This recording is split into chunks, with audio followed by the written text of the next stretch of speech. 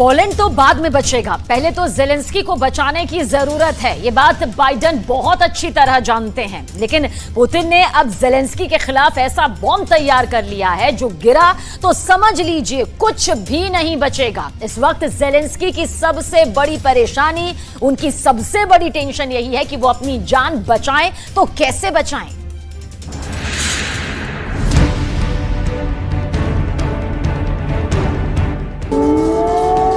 Kyiv में missile वाला siren बज रहा है। मिलिट्री हेडक्वार्टर फौरन हरकत में आ गया। एयर डिफेंस एक्टिव हो गया।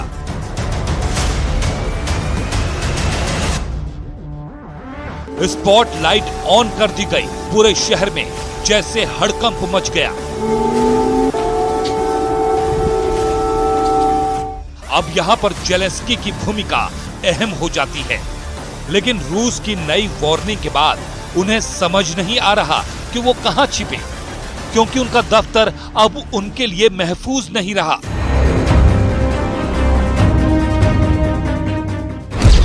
रूस की धमकी के बाद जेलेंस्की अपने लिए 5 सेफ जोन की तलाश में है। जेलेंस्की को सूझ नहीं रहा कि वो कहां छिपे। क्या वो बेडरूम में जाएं? क्या वो ड्राइंग रूम में जाकर कोई कोना देखें या फिर किचन में जाकर पनाह लें? जेलेंस्की का स्टोर रूम भी बहुत बड़ा है। वहां छिपने का ऑप्शन भी उनके पास है, क्योंकि ये जगह उनके लिए बेहतर होगी। या फिर कहीं दूर किसी बंकर में अपना नया ठिकाना बना लें, जहां किसी को उनके बारे में पता ना हो, और फिर वो वहीं से कुछ दिन तक युद्ध की रणनीति बनाए। उनकी सेना का अगला कदम क्या होगा, उसकी दशा और दिशा उसी बंकर से तय करें।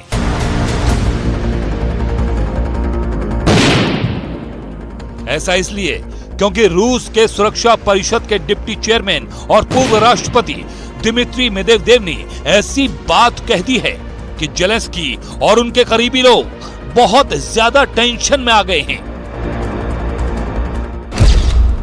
दिमित्री मेदवेदेव ने कहा है कि रूस को यूक्रेन पर अपने हमले का दायरा बढ़ाना चाहिए।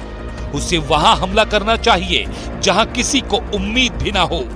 ऐसे में सवाल है कि क्या मेदवेदेव अब जेलेंस्की के घर पर हमला करना चाहते हैं, जो अभी तक इस युद्ध में नहीं हुआ है।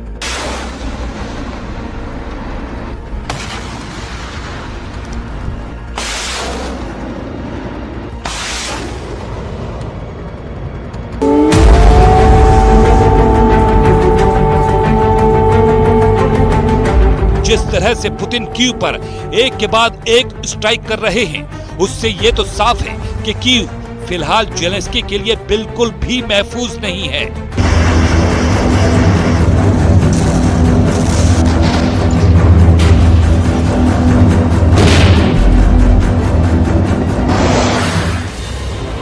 ये बात जेलेंस्की भी जानते हैं और उनके सलाहकार भी। इसलिए उन्हें किसी ऐसी जगह की तलाश है जो शहर से दूर हो और जमीन से बहुत अंदर, जहां पुतिन के परमाणु हमले तक का असर न हो। और ये जगह बंकर से बेहतर और क्या हो सकती है, क्योंकि युद्ध के दौरान बंकर को बनाया ही इस तरह से जाता है कि लोग उसमें पनाह ले सकें, उस पर किसी भी तरह के बम का असर न हो और वो शहर से दूर हो। उसकी जगह सीक्रेट रखी होती है ताकि दुश्मन को उसके बारे में पता न चल सके।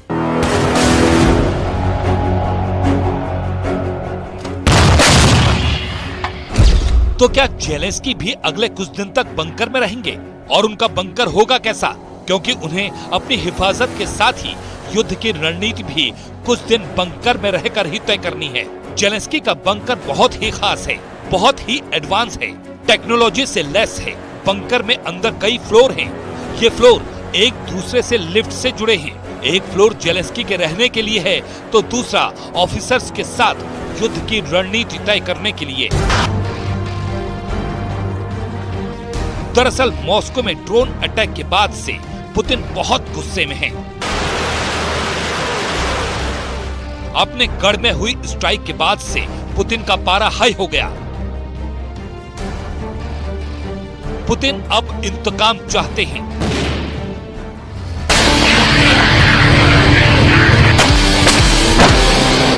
पुतिन अब बहुत खतरनाक तरीके से बदला लेना चाहते हैं। यूक्रेन को पूरी तरह तबाह कर देना चाहते हैं। वो कीव का हाल तो बखमूत जैसा करना चाहते हैं। अब यही युद्ध वाली पिक्चर में होती है क्लस्टर बम की एंट्री, क्योंकि पुतिन कह चुके हैं कि वो मॉस्को का बदला लेने के लिए किसी भी हद तक जा सकते हैं।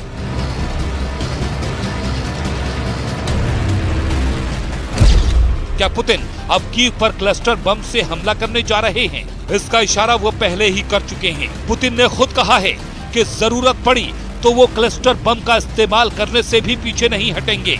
और रूस के पास तो नेटो से भी खतरनाक क्लस्टर बम है, जिसे अब तक उन्होंने इस युद्ध में इस्तेमाल नहीं किया है। Личный запас различного рода кассетных боеприпасов. Различного рода. Мы до сих пор этого не делали, не применяли, и у нас не было такой необходимости. Несмотря на известную нехватку в определенный период времени, и у нас тоже боеприпасов, но... अब जेलेंस्की के सामने बड़ी मुश्किल है कि वो कहां छिपे, क्योंकि पुतिन लगातार कीव को निशाना बना रहे हैं और पुतिन के इस गुस्से से अमेरिका और नेटो भी डर गए हैं। मॉस्को में ड्रोन अटैक के बाद से बाइडेन ने जेलेंस्की से किनारा कर लिया है। We do not support attacks inside of Russia, but we also have been very clear that Crimea is indeed Ukraine. And so, again, this is something that when it comes to this war, this is, as we all know, Russia started this war and they can end this today.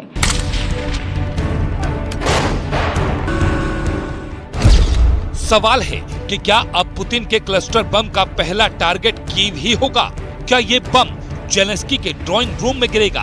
क्या ये उनके bedroom में गिरेगा? क्या ये उनके store को पूरी तरह जर्रे जर्रे में तब्दील कर देगा? या फिर जेलेंस्की का दफ्तर, उनकी कुर्सी, उनका टेबल, सब कुछ तहस नहस कर देगा? ये अब पूरी तरह पुतिन के हमले से ज्यादा क्लस्टर बम पर निर्भर करेगा।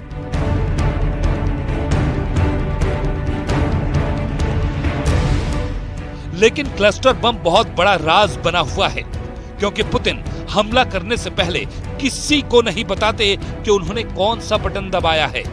इसलिए क्लस्टर बम को लेकर कई सवाल हैं। लेकिन एक बात साफ है कि पुतिन के टारगेट पर कीव है और इस बार उनका इरादा अटल है। बस ये बात पुख्ता होनी बाकी है कि बम कहां गिरेगा।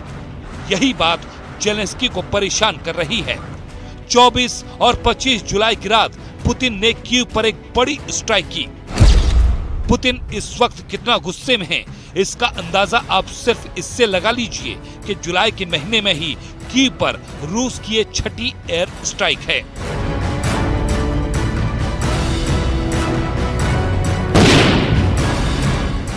रूस ने ईरान के शाहिद ड्रोन से कीव पर फिर से हमला बोला है।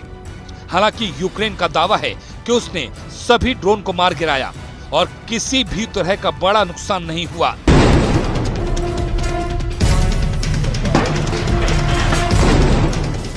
लेकिन ये तो दुनिया देख चुकी है कि पुतिन जब इंतकाम लेने की एक बार ठान लें तो फिर हर हाल में बदला जरूर लेते हैं।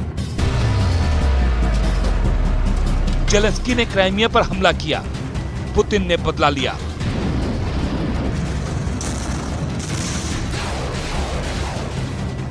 जेलेंस्की ने क्रेमलिन पर हमला किया, पुतिन ने पलटवार किया।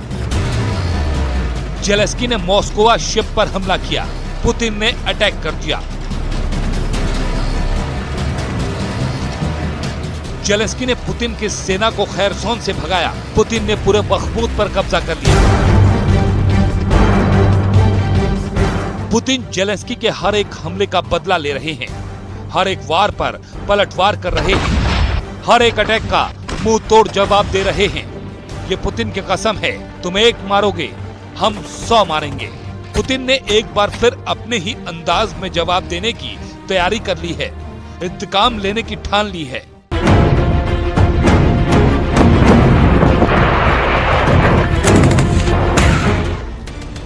दूसरी तरफ बाइडेन की तरफ से मैसेज लाउड एंड क्लियर है कि उनका हाथ जेलेंस्की के साथ तभी तक है जब तक कि वो अपनी जमीन बचाने की लड़ाई लड़ रहे हैं। अपने देश को रूस की सेना से आजाद कराने की लड़ाई लड़ रहे हैं, लेकिन मॉस्को पर अटैक करके जेलेंस्की ने रेड लाइन क्रॉस कर दी है और यहाँ उनकी मदद कोई करेगा या नहीं, ये जेलेंस्की भी नहीं जानते।